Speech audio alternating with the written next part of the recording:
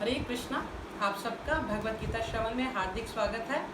आज हम पढ़ेंगे अध्याय 7 का श्लोक 14। देवी ही एष गुणमयी मम माया दुरत्तया माम एव ये प्रपद्यन्ते मायाम एतां तरन्ति। प्रकृति के 3 गुणों वाली इस मेरी देवी शक्ति को पार कर पाना कठिन है, किंतु जो मेरे शरणागत हो जाते हैं वे सरलता से इसे पार कर जाते हैं। तात्पर्य शिला प्रभुपाद जी के द्वारा, शिला प्रभुपाद जी की जय। भगवान की शक्तियाँ अनंत हैं और ये सारी शक्तियाँ देवी हैं। यद्यपि जीवात्माएं उनकी शक्तियों के अंश हैं, अतः देवी हैं, किंतु भौतिक शक्ति के संपर्क में रहने से उनकी पराशक्ति आच्छादित रहती है।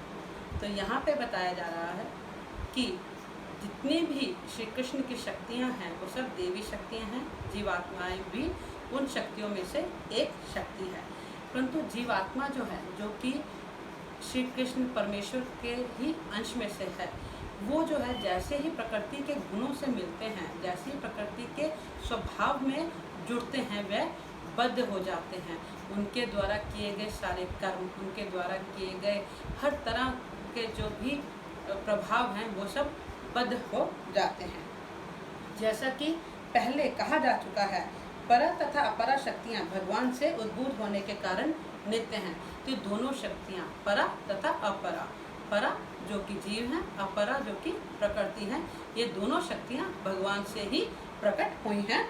जीव भगवान की पराशक्ति से संबंधित होते हैं, किंतु अपरा शक्ति अर्थात पदार्थ के दूषित होने से उनका मोह भी नित्य हो जाता है। तो जैसे ही वो अपरा शक्ति के साथ आते हैं, जुड़ते हैं, वह मोह में आ जाते हैं और वह इसलिए जीव जो है नित्यबद्ध कहलाते हैं। तो अब जो समस्या है वो श्री कृष्ण यहाँ पे बड़ी रोचक सी समस्या हमारे जीवों के लिए लेकर आए हैं। और वो समस्या क्या है कि अगर प्रकृति के तीनों गुणों के कारण हमारा मन अपने इंद्रियों के साथ इंद्रियों की वस्तुओं पर आकर्षित होता है, तो हम किस तरह के गुण के माध्यम से ईश्वर को संपर्क कर सकते हैं। मतलब जीव जब प्रकृति के गुणों के संपर्क में आता है तो बद्ध हो जाता है। तो जीव प्रकृति के संबंध में तो आएगा ही। तो ऐसा कौन सा गुण है, ऐसा कौन सा जो उपाय है जिसके कारण कि हम जो हैं ईश्वर से संपर्क कर सकते हैं। तो पहले तो हम ये जानना चाहेंगे कि कौन है जो रोकता है भक्त और भगवान को। हर जीव कभी ना कभी ये सोचता है कि बस अब बहुत हो गया, अब मेरे बस की नहीं, अब ये दुखालय है, ये संसार है, ये मोह माया का जाल है, मैं इससे निकलना चाहता हूँ, मगर निकल नहीं पाता। क्यों नहीं निकल पाता? क्यों नहीं हम ये सोचते कि हम इस दुविधा से निकल क्यों नहीं पाते? वो कौन है जो हमें भगवान के बारे में जानने के लिए रोकता है? वो कौन है जो हमारे आगे आ जाता है, जो भगवान को जो है ढक देता है? कौन है वो? इसका जवाब इसी श्लोक में है। वो जवाब है माया। क्या है माया? कहाँ रहती है ये माया? क्यों है ये माया?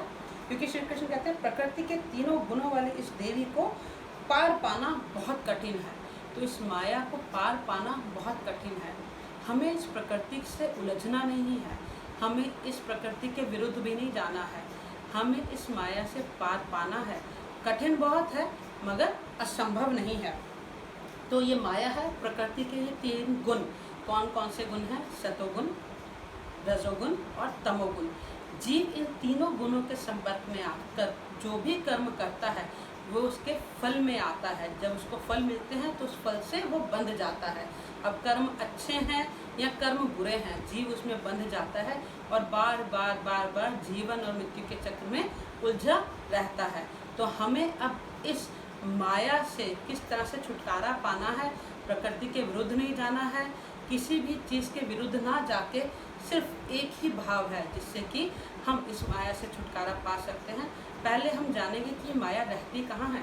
तो एक प्रकृति के तीनों गुण रहते हैं हमारी बुद्धि में, हमारी बुद्धि जो कि जितनी शांत, जितनी विवेक, जितनी नेक होगी, उतना ही हम भगवान को जानेंगे, उतना ही माया से दूर होंगे, उतना ही हम मोह से दूर होते चले जाएंगे। तो श्री कृष्ण कहते हैं कि इस माया से पार पाना कठिन है, परंतु असंभव नहीं। ये केवल संभव है जब आप एक भाव के साथ श्री कृष्ण के पास चले जाएं, और वो भाव है समर्पण का, कि जो होगा देखा जाएगा। प्रभु, मैं आपकी शरणागत में हूँ, मेरी ज़िंदगी में जो भी होगा वो आप संभालो। इस समर्पण भाव से, इस भक्ति भाव से जब हम श्री कृष्ण के चरणों में समर्पण में जाएंगे तो हम इस माया से मुक्त हो सकेंगे। इसके लिए मैं आपको एक उदाहरण देती हूँ। आपका एक बहुत अच्छा दोस्त है और आप उसके घर जाना चाहते हैं, मगर उसने एक पालतू कुत्ता रखा हुआ है। वो कुत्ता बहुत भयंकर है, आपको बहुत डर लगता है उस कुत्ते से, ठीक है, मगर आपको दोस्त से मिलना है क्योंकि आपको दोस्त बहुत प्रिय है। अब आप दोस्त को फ़ोन करते हैं कि मैं आपके घर आ रहा हूँ, ठीक है, चल पड़ते हैं, कहते हैं आओ, वेलकम। तो जैसे ही आप दोस्त के घर जाते हैं, बाहर सिक्योरिटी गार्ड खड़ा है, आप उसे बताते हैं कि दोस्त से मिलना है, वो आपको अंदर आने देता है। अंदर जैसे ही आप कदम रखते हैं, कुत्ता भौंकने लग जाता है, जोर जोर से भौंकता है, आप डर के पीछे हो जाते हैं।